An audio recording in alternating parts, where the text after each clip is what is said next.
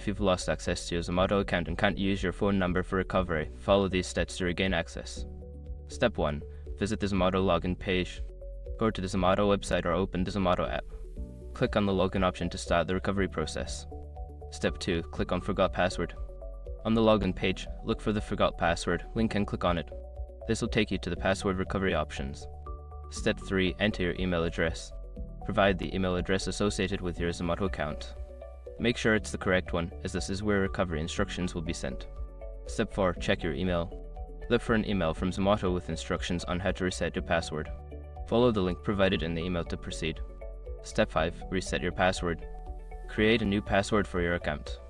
Make sure it is strong and secure. Once done, you can log into your Zomato account using your new password. By following these steps, you should be able to recover your Zomato account without needing your phone number. If you encounter any issues, consider reaching out to Zomato's customer support for further assistance.